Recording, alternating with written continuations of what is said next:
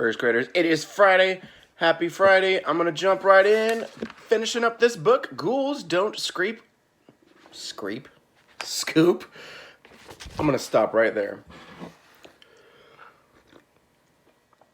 Ghouls Don't Scoop Ice Cream.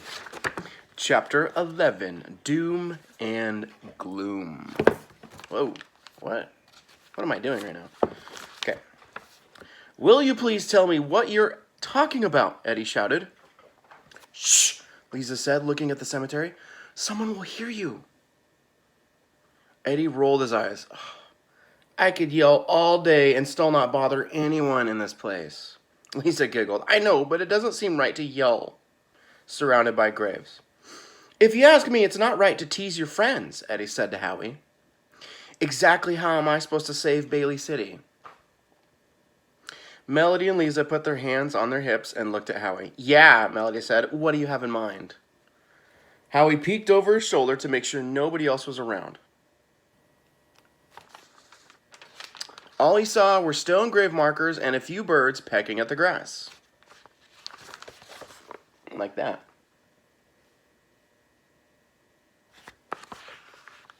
I wonder if those are crows. You know, crows are one of the smartest animals in the world. They can remember human faces. Ghouls like gloom and doom, Howie told his friends. They don't like laughter, and they definitely don't like anything funny. You mean like Eddie? Melody asked. Exactly, Howie said. Maybe that's why she tried to grab him, Lisa said. She tried to grab him because he knew about Ruby Cave, Howie said. I don't think she'll leave him alone until she knows all about the cave so her family can move there.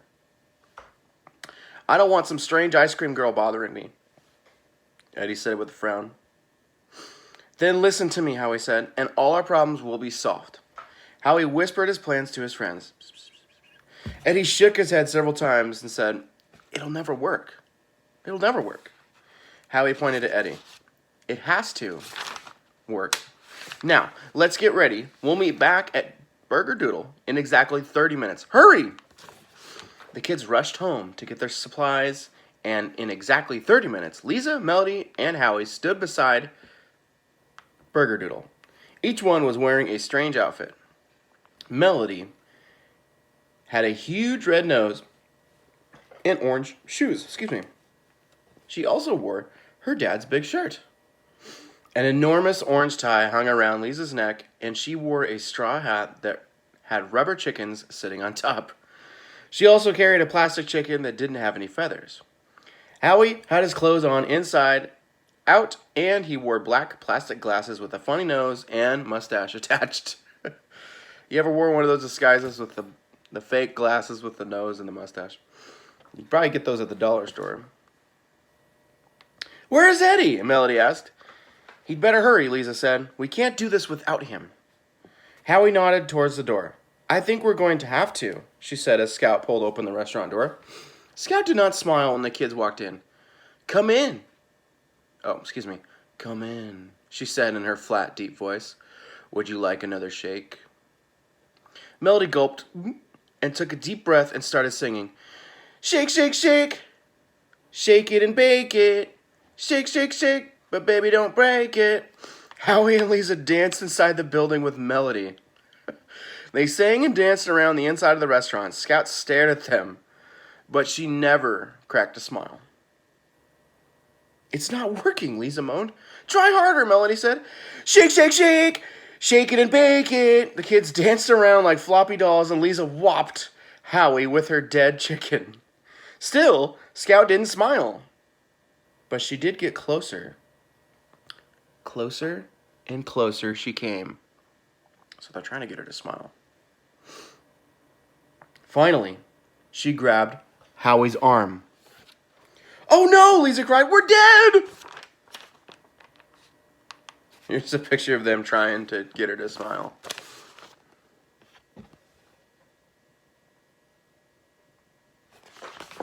Chapter 12, Super Eddie. Gotta get a sip of coffee before this last chapter. I wonder what's gonna happen. Is Scout really a ghoul? Will they leave us hanging, or will we know for sure? Chapter 12, Super Eddie. The door flew open, and in jumped Eddie. "It's Super Eddie!" he screamed. Howie, Scout, Lisa, and Melody stared at Eddie. He was naked. Well, almost naked. He had only a pair of red polka-dotted swimming trunks and a red towel pinned around his neck. Oh, like a cape. On his chest was a red S drawn with lipstick. He had outlined his lips with the red lipstick and had blue eyeshadow over his eyes. Lisa giggled and Melody cracked up. "Eddie," Howie said with a laugh, "you look ridiculous." Eddie nodded, showing the pink flower he had stuck on top of his head. "Wasn't that the idea?" Eddie asked. "Only it's not working," Lisa said. Eddie didn't pay any attention to Lisa. He jumped on top of the nearest table and did a little dance in his big house slippers and then pointed at Scout. "Have you heard the joke about Zombie's grave?" Eddie asked. Scout slowly shook her head. "Oh, never mind," Eddie said. "You wouldn't dig it anyways." Get it? Where did I lost my place because I was laughing in my head. Lisa giggled, but Scout only stared. Eddie tried again. "What is red, creepy, and has a red nose?" Eddie asked. Scout shrugged. Eddie jumped off the table in front of Scout. "Rudolph the Red-Nosed Zombie!" Eddie shouted. "What's a ghost's favorite ice cream flavor?" Eddie asked, dancing around behind the ice cream counter. Scout followed Eddie and shrugged her shoulders. Eddie smiled before shouting, "Blueberry!" "And now it's time we all had some." Eddie grabbed the chocolate syrup and held it over his head. Unfortunately, the ladle slipped and the chocolate syrup dumped on his head. Before Scout could move, Eddie had the whipped cream hose. Eddie pushed the wrong button and the hose squirted. He fired the whipped cream like a bazooka. Whoosh, whoosh. Lisa got creamed. Melody got creamed. Howie got creamed. They all screamed and laughed. Finally, Eddie turned the hose on Scout and creamed her. Whoosh! Cream splattered her from her head to her toes. "How about some syrup?" Eddie asked before dumping red syrup on Scout's head. Scout wiped her face and stared at Eddie. He had chocolate dripping down his head and onto his bare chest and whipped cream on his face like a weird mustache. The corners of Scout's mouth twitched, then turned up. And then she giggled along with Lisa, Melody, and Howie. She giggled? Oh my gosh. "What's long, orange, and wears diapers?" Eddie asked. Everyone was giggling. So Eddie answered himself, "A baby carrot!" He yelled before filling his mouth with whipped cream. Then he used his hands to slap his cheeks. Whipped cream squirted out everywhere, like that. Just as the outside door opened, Mrs. Jeepers walked inside, just in time to get her face splattered with whipped cream. When Scout took one look at Mrs. Jeepers, Scout doubled over and laughed. She laughed. She laughed! Did you hear that? Here's a picture of what's going on. Excuse me. And then, there it is. She went from this to this.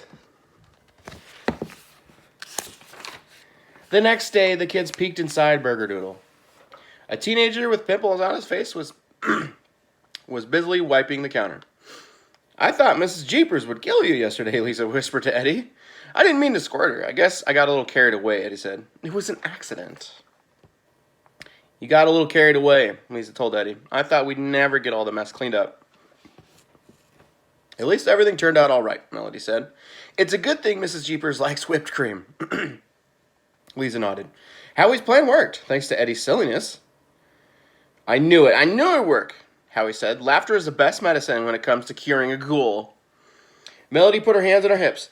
"How did you know it would work?" she asked. Oh, here's the new guy working at Burgerdoodle.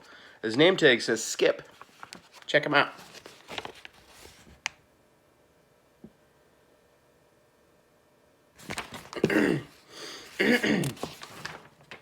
Howie grinned. Don't you know how to get rid of a blue monster, he asked. His three friends shrugged. Howie laughed. You cheer it up!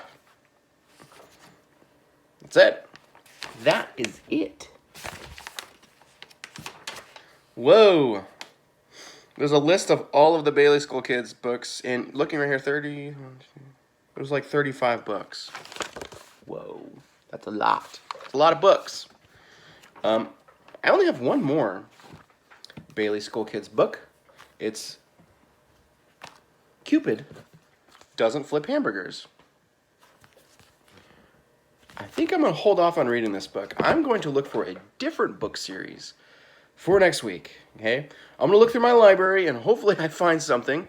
I might have to look under a couple beds and, like, look deep in the house, because I've already looked through our chapter books, and a lot of our chapter books are, like, 4th or 5th or 6th grade level, or I have, like, picture books, you know, like kindergarten, 1st grade, just, like, picture books, you know, with some words, like Dr. Seuss type stuff. I'm trying to find chapter books that are just right for you guys, like 1st, 2nd, 3rd grade level.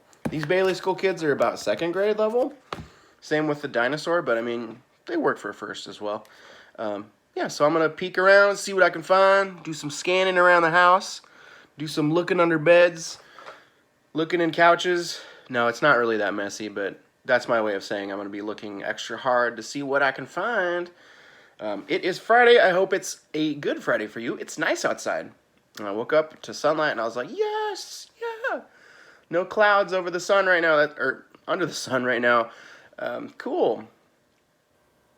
What am I going to do today? Oh, you know, I might... Actually, no, hold on. I was going to wash my truck, but I did see... I think it's raining one of these days coming up, so I'm going to wait. I'm going to wait, because my truck, it stays outdoors. The Chevelle and my wife's car stay in the garage, so I'm going to wait. I'm washing the truck. I did wash my Chevelle a couple days ago. I've only washed it like 3 times, and I've had it for 6 years.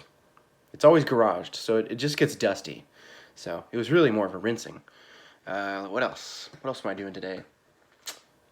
Oh, I might actually barbecue today. You know, last night I went outside on my deck ready to barbecue. I'd been at school making those packets for you guys for like... Mrs. Pearson and I were there for almost 4 hours working on those things. We got them done, ready for today. And when I got home, I was like, oh, it's still kind of nice out. I'll go barbecue some burgers around dinner time. So this was like 4 o'clock. 5 o'clock rolls around. I'm like, all right, I'm hungry. My kids are hungry. I go out on the deck, and like my hair just gets pushed to the side with wind, and like just wind is just blowing everywhere. And I'm like, well, I guess I'm not going to barbecue after all. I mean, I could barbecue in the wind, but I don't like it because the fire flares up and the grease splatters everywhere when it's extra windy. So I decided not to. We had leftovers instead. Let's see. I need to mow my lawn. Big news there.